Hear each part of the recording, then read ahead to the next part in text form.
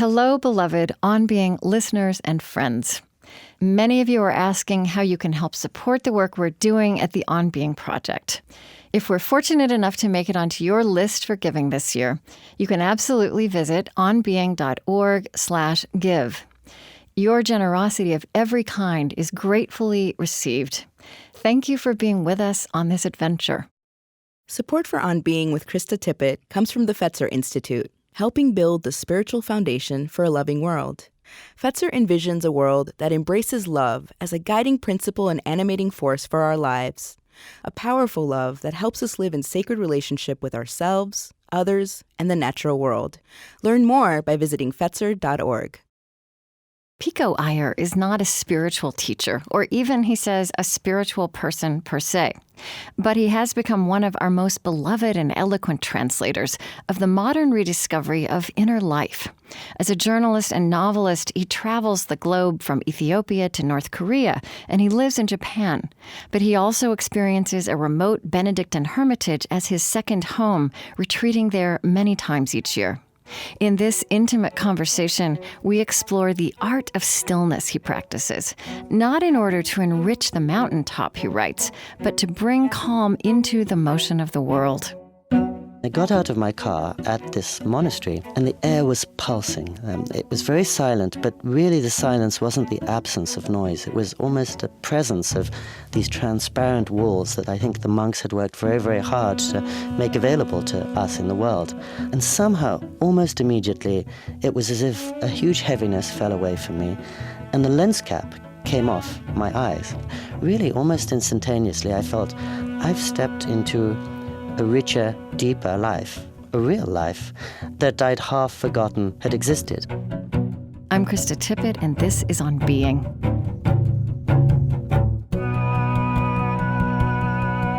Pico Iyer studied at Eton, Oxford, and Harvard. He had an early successful career as a journalist with Time magazine in New York City. But he left and moved to Japan to create a modest, quiet, nearly technology-free life. Among his many books, he's explored the literary icon Graham Greene and authored what I think is the most searching and intimate existing portrait of the Dalai Lama. Pico Iyer still lives in Japan with his wife when he's not on the road chronicling what he calls the global soul. We spoke in 2015. You have such an interesting background. Your parents were from India. You were born and grew up in England and the U.S. Your father was a philosopher, and your mother was also thinking about philosophy and religion. I was really intrigued to learn that your first name, which you don't use in your writing, is Siddharth, which is based in part on the Buddha's first name. Exactly. And of course, I didn't realize until well into my 40s that I have the sort of perfect global name and the name that has fit my destiny. Because as you say, my first name is the name of the Buddha. And my second name, Pico, my parents as philosophers named me after the great Renaissance Catholic heretic Pico della Mirandola from Italy. Oh. And my third name is my father's name, Raghavan, which is a good Hindu name. And my fourth name sort of shows that I come from a lineage of South Indian priests. And so I actually, and my father was a theosophist, so in my four names I have four religious traditions. It's wonderful. How would you describe, if you would describe it, the spiritual sensibility that you absorbed in your early life with your parents? I would say it was very diverse. And of course, like any child, I didn't appreciate it at the time, not until much later. But both my parents were teaching philosophy at Oxford University when I was a little boy. And so I would come back from kindergarten and there would be Tibetan monks in the room, sent by the Dalai Lama to learn Western philosophy from my Indian father to complement the Tibetan philosophy they had learned. And of course, there were all the great myths and enchantments of the Ramayana and the Mahabharata and the Indian stories that my parents passed on to me at bedtime. And the other aspect was that both my parents had grown up in British India, in Bombay. Yeah. And so they were steeped in Shakespeare, English poetry, and the Bible. And in fact, to this day, my 83-year-old mother lives in the hills of California. She always dresses in a sari. And when occasionally a missionary will pay a visit to her house and say, "Excuse me, ma'am, have you ever read the Bible?" my sari-clad mother can recite the Bible backwards and forwards. She knows it better than anyone I've ever met. So later I realized what a blessing to grow up in the midst of all these traditions. Yes. And I think you know what I'm describing when I say that you are an intellectual. You were always an intellectual. And there's one place in your writing where you refer to all the institutions of higher skepticism to which your father had sent you. So that's also very defining. I wonder if you were always interested in what you now refer to as the inner world. And what I mean by that is, did you take it seriously as an intellectual? I've got to confess to you, I think of intellectual, my prejudice is almost to think of it as a bad word or a dirty word. And I think that everything important in my life has not come through my mind, but through my spirit or my being or my heart. And everything I trust, whether it's the people I love or the values I cherish or the places that have moved me, have come at some much deeper level than the mind. And I sometimes think the mind makes lots of complications over what is a much more beautiful and transparent encounter with the world. So I suppose I've tried to run away from everything I associate with the intellect. And I'm very grateful for the great institutions which trained me a lot and, in fact, in some ways enabled me to do without them and to get rid of them. I think you have to explore that world before you can turn your back on it or close the door on it. But really, I hope the heart of my last 30 years as an adult has been about moving towards those things I can't explain and that reason can't begin to do justice to. Mm-hmm.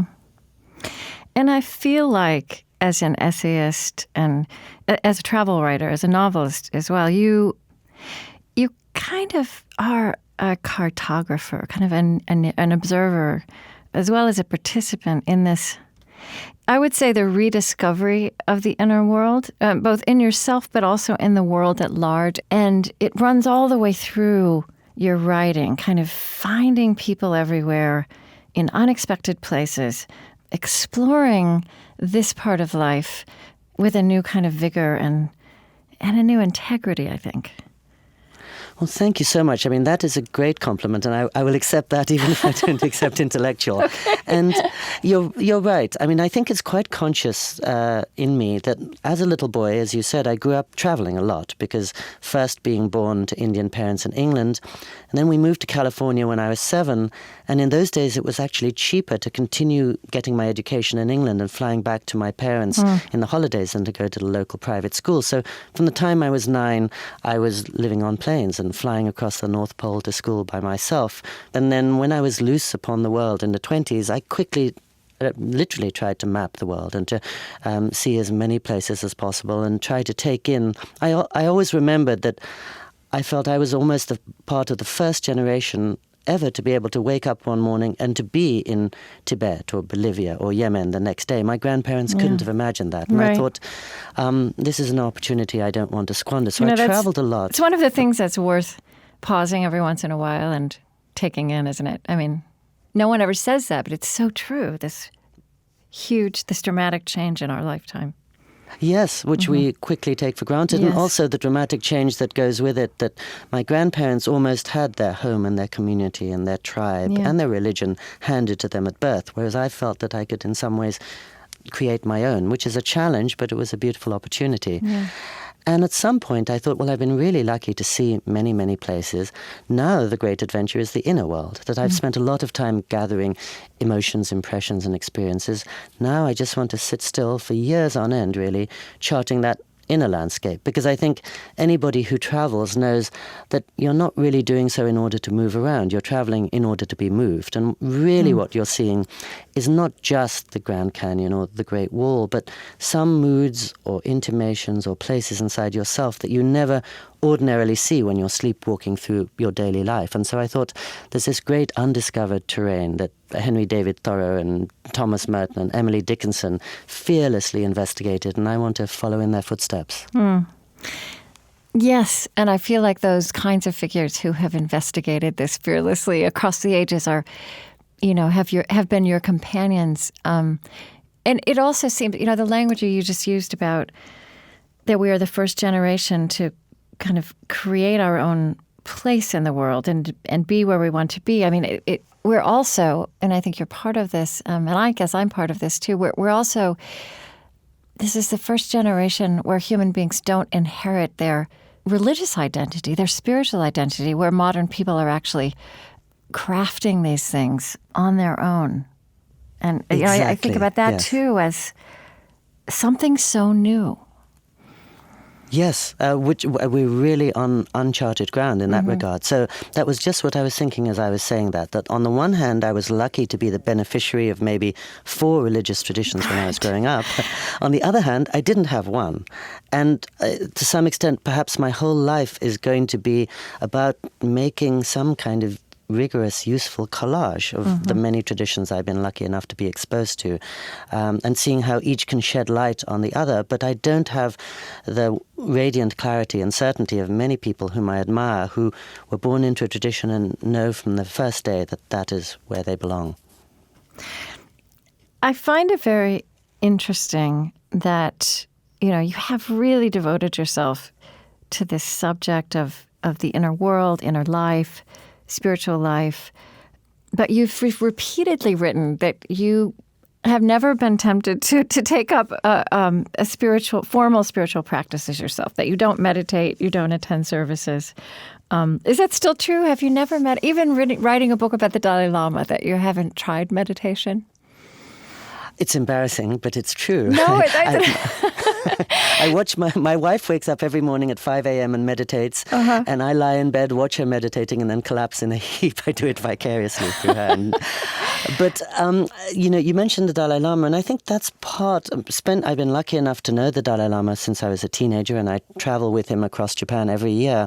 And I think spending a lot of time with a man of that degree of spiritual seriousness and devotion has taught me what a serious, solemn undertaking it is. And I don't want to be presumptuous and to claim to a religious tradition until I've earned it. And I think seeing somebody like the Dalai Lama, or even the sometimes Zen monk Leonard Cohen, I see what hard work it is and how many years go into their feeling worthy of calling themselves a Buddhist in those instances. And my Catholic monk friends teach me the same lesson. Right. And as you know, the Dalai Lama, in response to the global times that you and I have been discussing, when he comes to this country, will always tell people, please don't become a Buddhist. Right. Stay within your own traditions where your roots are deepest. You can learn some things from Buddhists. Buddhists can learn something from you.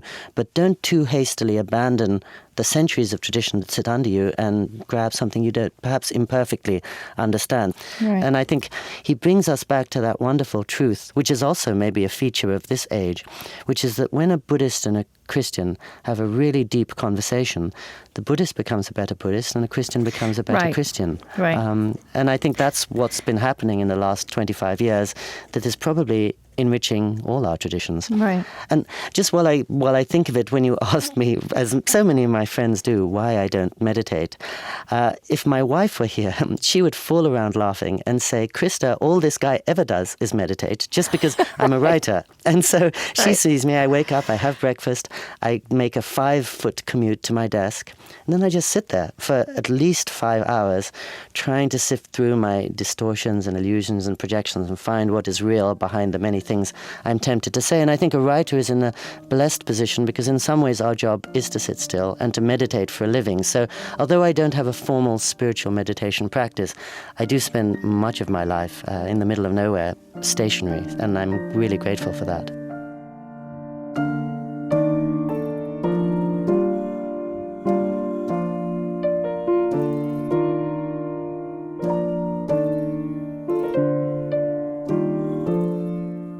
I'm Krista Tippett, and this is On Being, today with essayist, novelist, and travel writer Pico Iyer.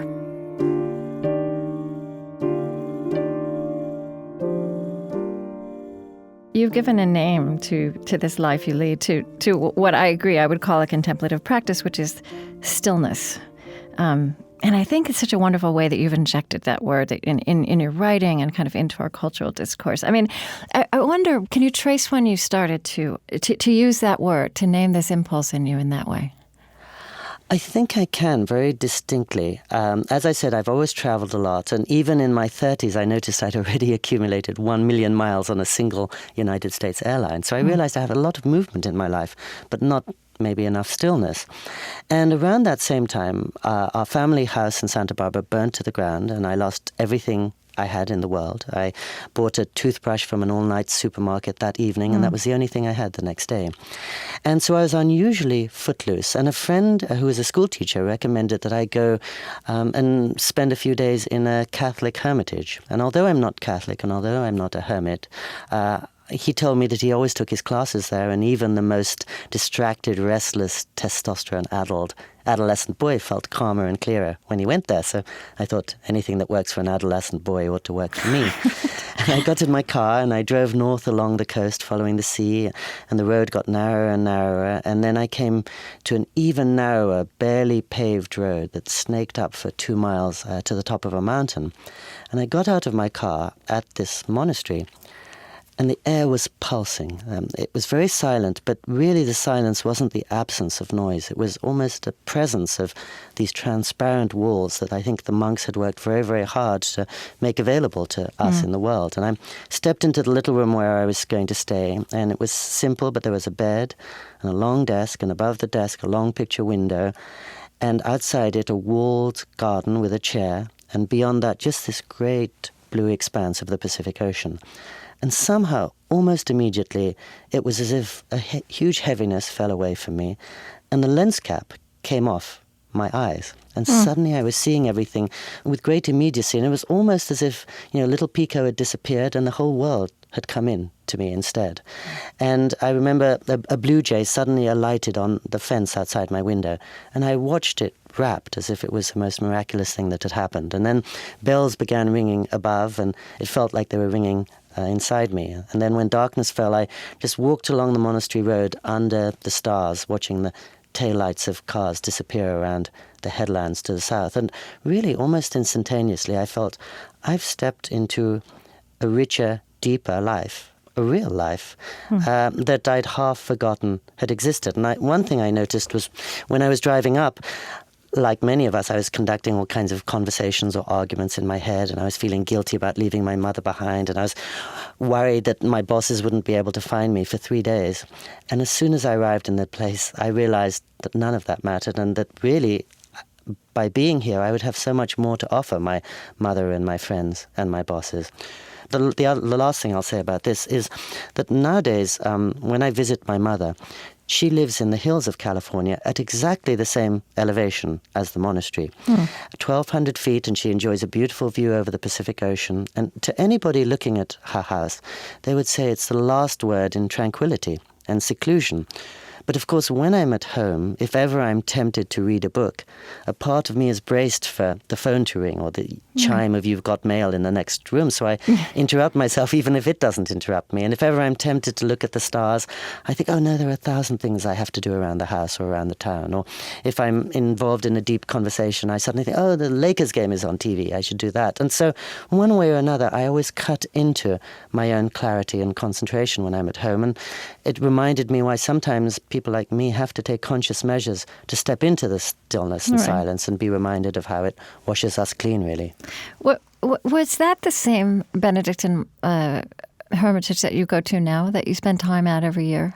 Absolutely. So I've been going now for 24 years. I've stayed there more than 70 times. And I really think that's my secret home. And in a world of change and sometimes impermanence, that, along with my wife and my mother, are really the still point of my world. And wherever I'm traveling in the world, I have the image of that little room with the Pacific below it in my head, and the chapel there too. And I feel that really steadies and grounds me in the way I need in a world of tumult. And I think that's such an important point, because as you pursued that place of stillness that you found, both physically and inside yourself, it seems to me you've held that in a creative tension with moving back out into the world and with movement, right? I mean, here's something beautiful you wrote, that the point of gathering stillness is not to enrich the sanctuary or the mountaintop, but to bring that calm into the motion, the commotion of the world. We haven't used the word spirituality yet.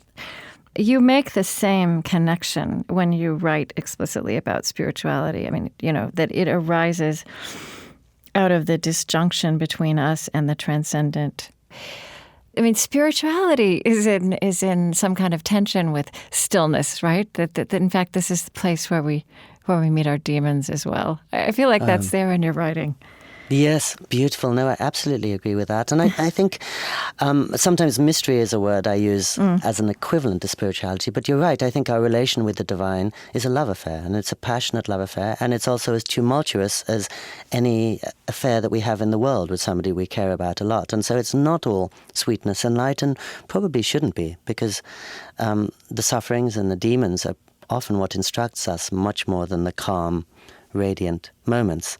And so I love people like Thomas Merton, because half the time he's in his hermitage, he's chafing against it. He's knocking against the walls. Yeah. He's longing to be out in the world. And he's honest enough to say that, as you said, the electricity comes in the tension, and that there's no sense of light without a darkness and without a dark night of the soul. I once spent some time in Iceland in the middle of the summer when the sun doesn't set for 90 days and nights, so it's always light out. And it was very disorienting. I lost all sense of when to eat, when to sleep, when to dream, and it was a tiny physical reminder that we need that cycle of light and dark. And that so nuances this kind of simplified characterizations that we sometimes have about religion. I mean, I agree with you that theology and spiritual practice and religious traditions, are all about the complexity of the human condition. But that doesn't find expression so much in popular culture. A couple of years ago, after you published your book about Graham Greene, I went to a conversation you had with Paul Holdengraber at the New York Public Library. Do you remember that? I do. I wish I'd known you were there, I but yes, I remember it well. I was there, and because I'd started reading you, and you said something that night that I have just been all these years been looking forward to the day when I would be able to discuss it with you. Wonderful. I think Paul may have asked you the question that is always out there: what is the difference between spirituality and religion? And you said, I believe you said this, that spirituality is water and religion is the tea. I wondered what if spirituality is water and religion is the cup, which carries it forward, although it may be flawed and we may drop it and break it. I don't know. What do you think about that?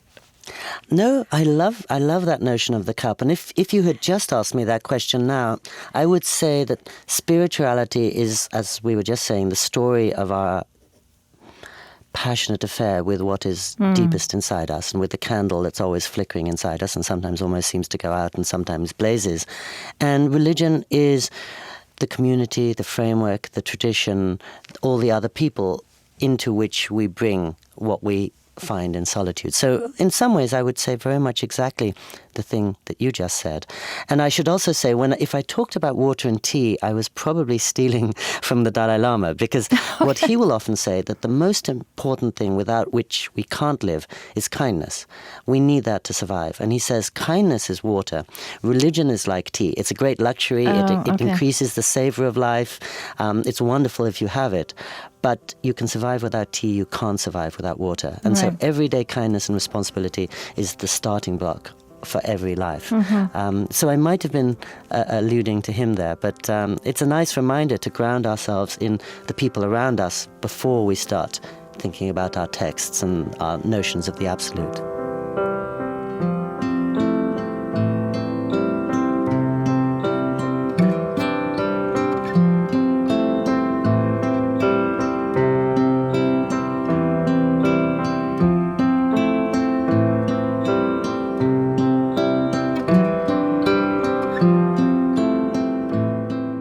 It's so interesting to me thinking about you going and being with those Benedictines year after year, and how, in fact, that's an experience so many people are having now. I mean, I grew up Protestant, and I think monastics were, it's not something I knew about, and when I learned about it as I grew older, it baffled me. And I remember somebody explaining to me that people who gave themselves over to monastic existence, were devoting themselves to prayer and contemplation kind of on behalf of all of us. And I thought that was a beautiful idea, and I held that and I honored that for many years. But it's interesting that now, as so many 21st century people are finding refuge and also a kind of grounding in these monasteries, there's a depth of reality to that idea that they are praying and being contemplative on behalf of all of us, like keeping the doors open to these places where that can happen. And I'm as fascinated by them as I am by the men who can take my car when it stops moving and magically put it together again. But of course, when we think of monasteries, it gets back to what you and I were just discussing, which is, as you say, more and more people are doing what I do, which is going on retreat and wanting to recollect themselves and replenish themselves and to draw from the energy and inspiration of the monks. But fewer and fewer are ready to make the long-term commitment. And I think that's a sad challenge of the age, that we're getting what we can from it, but we're not really surrendering to it absolutely in the way that would really be the most meaningful and fruitful for us. You also, you write about the idea of nowhere with a capital N. Would you tell me where is that nowhere with a capital N? What does it mean? Well, it's probably the wilderness, and the wilderness is probably the place where one finds illumination. But the reason I came up with that funny formulation is that I noticed when I began traveling a lot 30 years ago, I would talk about going to Cuba or going to Tibet, and people's eyes would light up with excitement. And nowadays, I notice that people's eyes light up most in excitement when I talk about going nowhere or going offline. And I think a lot of us have this sense that we're living at the speed of light, at a pace determined by machines, and we've lost the ability to live at the speed of life. Right. Right. That's good. Well, we are analog creatures. Here's a way you said it in The Guardian. We have more information and less space to make sense of it.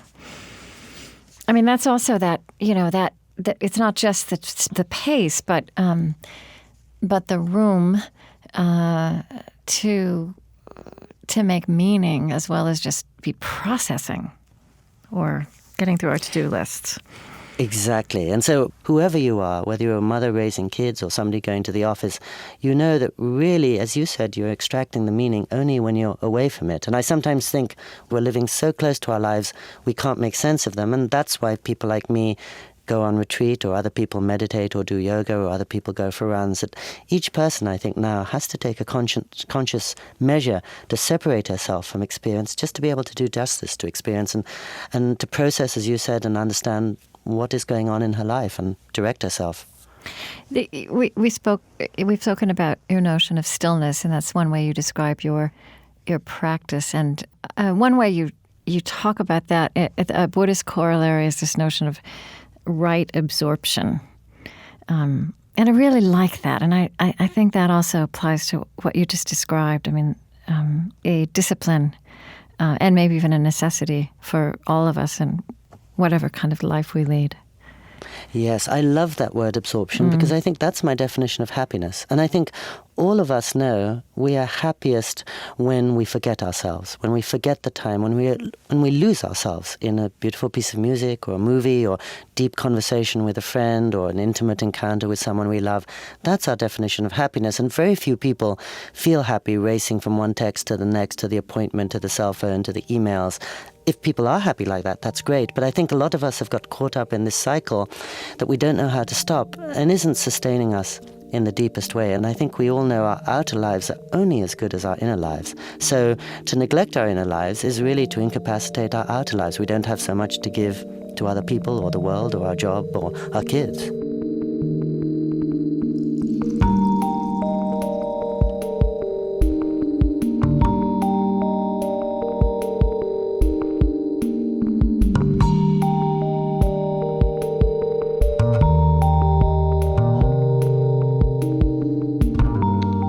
after a short break, more with Pico Iyer. You can subscribe to On Being on Apple Podcasts, Google Podcasts, or Spotify to listen again and discover produced and unedited versions of everything we do. On Being is brought to you by the John Templeton Foundation. The Templeton Foundation supports academic research and civil dialogue on the deepest, most perplexing questions facing humankind. Who are we? Why are we here? And where are we going? To learn more, please visit templeton.org. The Templeton Foundation. Stay curious.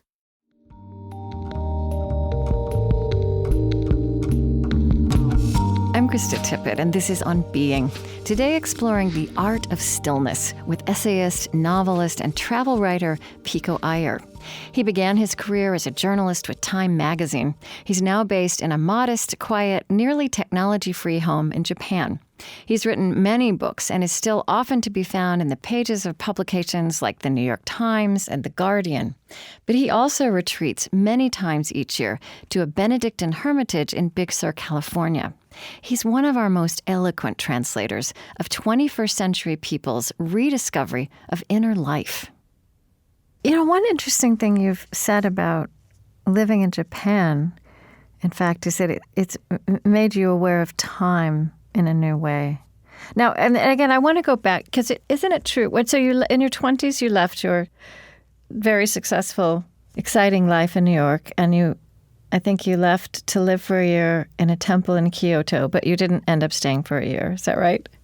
Exactly right. I stayed for a week, by which time I found a temple in Kyoto is very different from what I had imagined in Midtown Manhattan. Yeah.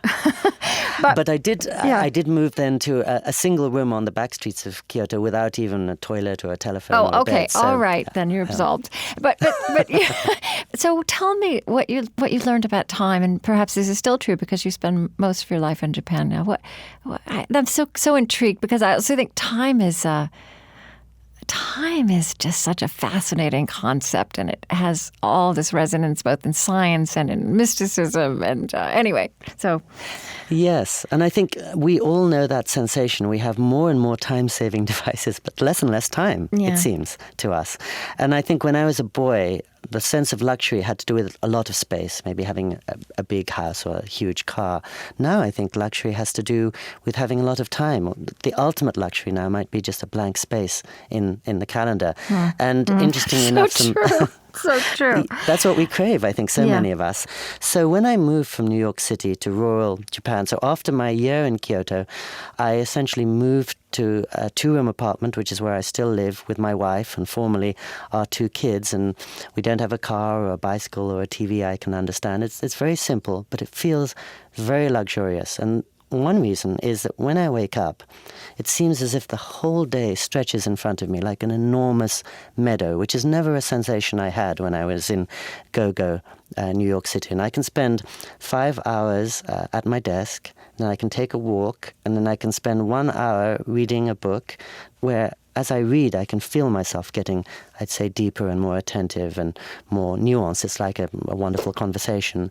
Then I have a chance to take another walk around the neighborhood and take care of my emails and keep my bosses at bay, and then go and play ping pong, and then spend the evening with my wife. And it seems as if the day has 1,000 hours, and that's exactly what I tend not to experience or feel when I'm, for example, today in Los Angeles and moving from place to place. And I suppose it's a trade-off. So I gave up financial security and I gave up the excitements of the big city, but I thought it was worth it in order to have two things, freedom and time. And the biggest luxury I enjoy when I'm in Japan is as soon as I arrive there, I take off my watch and I feel I never need to put it on again. And I can soon begin to tell the time by how the light is slanting off our walls at sunrise and when the darkness falls. And I suppose back to a more essential human life. And that's about the life you've crafted rather than something in Japanese culture, right? It is, but of course, when I left New York City, I could have gone anywhere. And as a writer, I'm lucky I could do my job anywhere. And I think one reason I went to Japan, it goes back to what you were asking about the Institutes of Higher Skepticism, is that my education had taught me quite well to talk, but I don't think it had taught me to listen. And my schools had taught me quite well to sort of push myself forward in the world, but it never taught me to erase myself. And the virtues of when I got to Japan, finding that I was essentially an illiterate. I can't read. To this day, I can't read or write Japanese. And I'm at the mercy of things around me. I can't have the illusion that I'm on top of things. Japan was a place that I had a huge amount to learn from, and I'm still learning it. You've talked about, that we are rediscovering, I really love this phrase, the urgency of slowing down. That's wonderful. Thank you. Well, I think we're all feeling dizzy. We got onto this accelerating roller coaster that we never quite asked to get on, and we don't know how to get off. And I think my keenest sense is that our devices are not going to go away, nor would we want them to. They've made our lives so much brighter and healthier and longer. But it's a safe bet that they're only going to accelerate and proliferate. And we're really going to have to take emergency measures just to keep ourselves in proportion and in balance. And so I sometimes think that travel is how I get my excitement and stimulation, but stillness is how I keep myself sane. Pascal wonderfully in the 17th century said, our problem is distraction, but we try to distract ourselves from distraction, so we get even worse in this vicious cycle. So the only cure for distraction is attention. And I go to my monastery and I go to Japan because they are cathedrals of attention. And they are places where people are very attentive and where people like me can try to learn attention.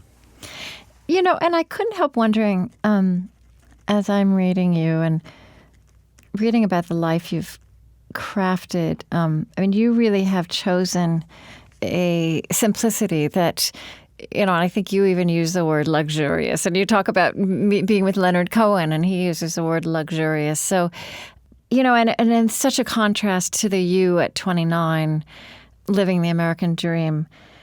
But also, I couldn't help wondering how much of what you've been able to choose and create also is about the wisdom that comes just with growing older, with age. That stillness becomes more natural and more enjoyable somehow, I think, inherently. Now, I'm not sure everyone leans into that. In fact, I know they don't. But, I was reading recently that there's some new study that so that when we're young, we're kind of hardwired to find excitement and to find satisfaction in novelty. And that as we age, we more naturally find, excitement. And satisfaction in what is ordinary, in patterns and habits, and kind of the everyday, contours of our lives.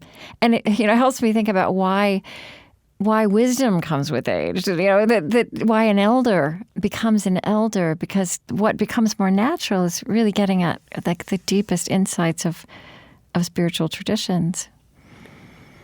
Yes. I was just saying to somebody yesterday that at some point, I'm only, I think, a couple of years older than you, I noticed that I was getting so much more satisfaction from visiting my old friends than looking around for new friends, and rereading the books I've always loved, which each time were giving me new and new things rather than trying to find the latest good book, and revisiting the places with which I have a relationship over 30 or 50 years, and instantly you don't have to explain yourself, and you're doing without the excitement of novelty, but you're into a much deeper and more intimate encounter. And you're right, that soon that becomes much more sustaining than just getting the new. And of course, the older you get, the harder it is to be confronted with something new, which is why probably time accelerates and it seems like the years are whizzing by like the calendar pages in one of those old movies. Yeah. And I think the other thing that I suppose I learned from Leonard Cohen was when I met him. He was living as a monk for 5 years in the cold, dark mountains behind Los Angeles.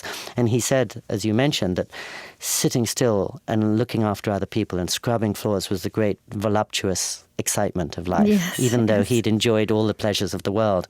But the second part of that process, which maybe is even more important, is, again, he came back into the world and he toured the world in his 70s for 6 years and became one of the most popular musicians on the planet. And I think the reason he became popular was that people could tell he was coming down from the mountain in a way. In other words, he was bringing wisdom and depth and selflessness to the concert stage, just where we don't usually see it. And I think even if they couldn't articulate it, people felt that they were getting something of the stillness and pointedness of the monastery from him, not just another kind of agenda or somebody trying to sell something.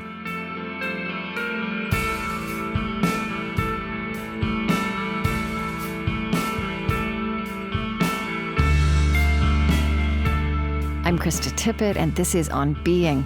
Today exploring the art of stillness with writer Pico Iyer.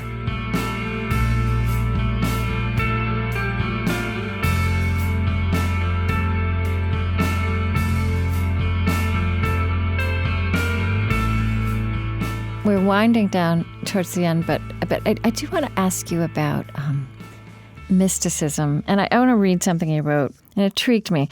Mysticism to me is what stands out of time and beyond circumstance. Read a 13th century Zen discourse, pick up St. John of the Cross, and listen to the latest Leonard Cohen album, and you're instantly in the same place. Mysticism is almost the unchanging backbeat and backstage truth that stands behind all the changing surfaces and shifts in the world. My heavens, I actually like that. I still believe it. Go on. No, please. Well, does mysticism have a different role or a new role or an expansive role in a globalized world or in the 21st century world?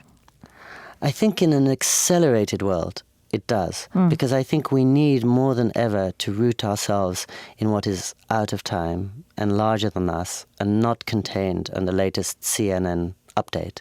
And it's wonderful to know what happened 2 seconds ago at the Grammys, or even more important in Iraq, but we can't begin to make sense of it unless we have a larger, more spacious canvas on which to put it. And I think in that sense, it's funny, when you just read that description of mysticism, it sounds exactly like my description of my hermitage. And I think I was probably using those as almost interchangeable terms there.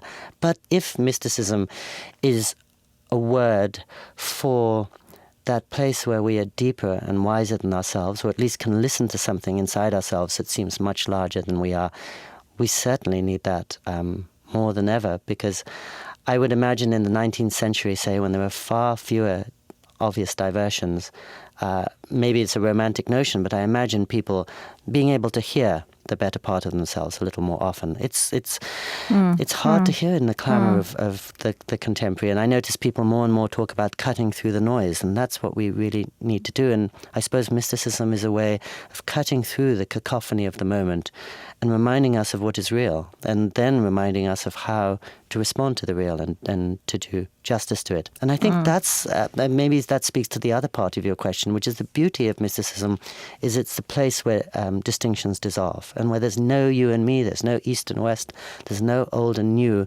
We're in the place beyond dualisms and beyond the tricks of the mind, really, to go back to your point about being an intellectual. We're in that space where we're not outside the world making judgments and distinctions. We're in some truth, which we don't even have to name, but it's the place where all those great traditions converge.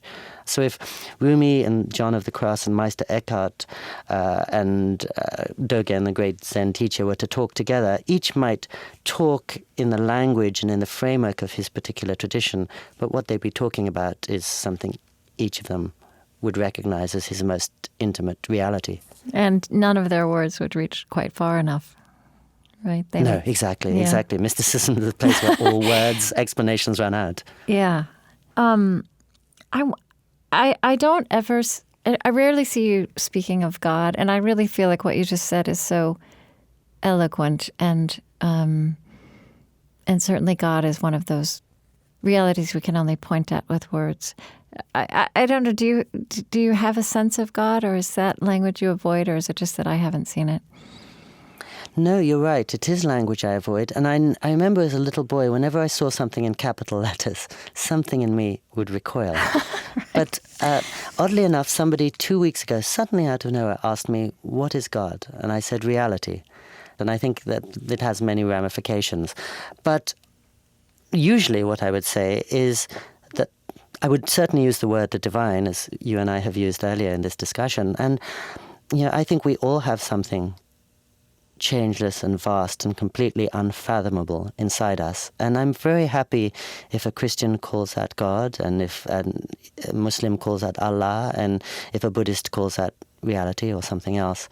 Again, I don't think the names matter so much, but the truth is very, very important. And I think that's the fundamental truth that we can't afford to lose sight of. And I think when you talked earlier on about my seeking out spiritual places and people, I suppose it's because at a very early age, I noticed, though I didn't have one fixed religion myself, that people who did have a religious commitment seemed to be acting with such kindness and such selflessness and such clarity that I thought, these are people I want to learn from. And I think what I was learning from them was that they were listening to God, and even more importantly, sometimes obeying God, and obeying God when God is asking them impossible things, but still they knew that that was where their commitment lay. And so I can't begin to say how much appreciation and admiration I have for those who've made God the center of their lives, or in the case of the Dalai Lama, he might say reality is the center of his life, but it's a variation on the same thing.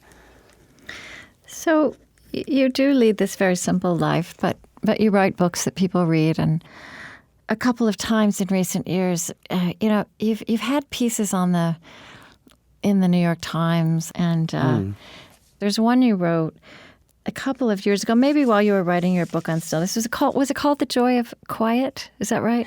Yes. The Joy of Quiet.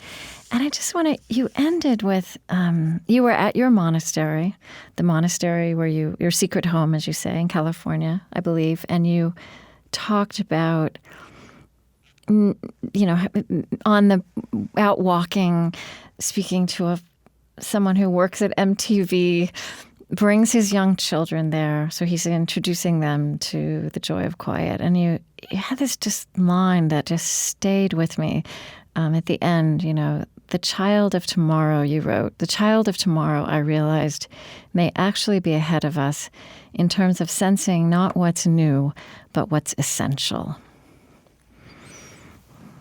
I just want to read that back to you. It's very beautiful.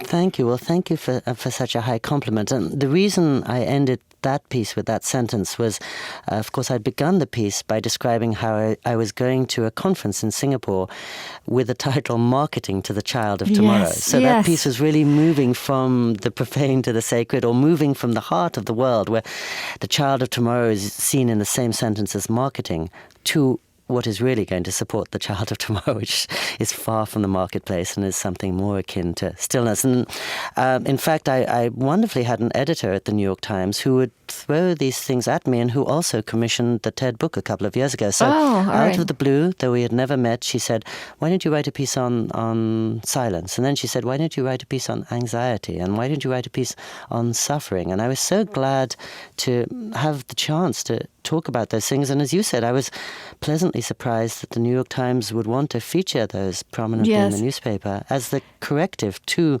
the moment. I do want to ask you this large question, as you have lived this life you've lived, how has your sense evolved of this great animating question behind our spiritual traditions, but also this universal human question, what does it mean to be human? I think to be human really means to be connected. And I'm a rather solitary soul, and I've talked a lot about stillness and silence, but I think that they are just way stations. They are refueling places. It's funny, when we go to an airport nowadays, there's so many recharging stations for our devices, and very few for our soul. All of a sudden, there are all these recharging stations, yes. And we quickly realize it's actually, it's only when we recharge our soul we can make better use of our devices. Part of my concern about the digital age is that the beauty of it is we can make contact with people on the far corners of the earth. The challenge is we sometimes lose contact with ourselves, especially our deeper selves. And then we're tempted more to define ourselves in terms of what doesn't matter and what is not going to last very long, whether it's our looks, our finances, or our resume. And I don't think anyone gets the richer if he or she defines herself in those terms. So I think to be human is to try to find the best part of yourself that is in fact beyond yourself and much wiser than you are, and have that to share with everyone you care for.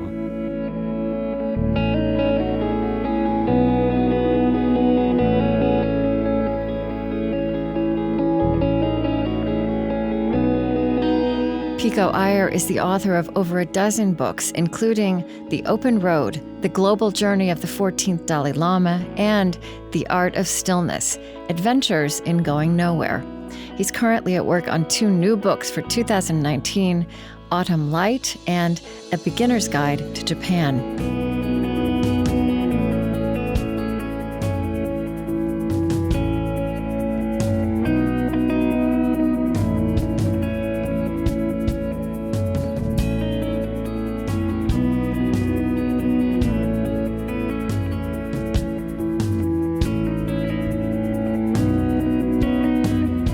On Being is Chris Hegel, Lily Percy, Mariah Helgeson, Maya Tarrell, Marie Sambalay, Aaron Farrell, Loren Dordal, Tony Liu, Bethany Iverson, Erin Kalasako, Kristen Lynn, Prophet Adewu, Kaspatek Kyle, Angie Thurston, Sue Phillips, Eddie Gonzalez, Lillian Vo, Lucas Johnson, Damon Lee, Suzette Burley, Katie Gordon, and Zach Rose. Our lovely theme music is provided and composed by Zoe Keating. And the last voice you hear singing our final credits in each show is hip-hop artist Lizzo. On Being was created at American Public Media. Our funding partners include the John Templeton Foundation, supporting academic research and civil dialogue on the deepest and most perplexing questions facing humankind. Who are we? Why are we here? And where are we going? To learn more, visit templeton.org. The Fetzer Institute, helping to build the spiritual foundation for a loving world. Find them at fetzer.org. Calliopeia Foundation, working to create a future where universal spiritual values form the foundation of how we care for our common home. Humanity United, advancing human dignity at home and around the world. Find out more at humanityunited.org, part of the Omidyar Group. The Henry Luce Foundation, in support of public theology reimagined. The Osprey Foundation, a catalyst for empowered, healthy, and fulfilled lives. And the Lilly Endowment, an Indianapolis-based private family foundation dedicated to its founders' interests in religion, community development, and education. On Being is distributed by PRX, the Public Radio Exchange, and is a Krista Tippett public production.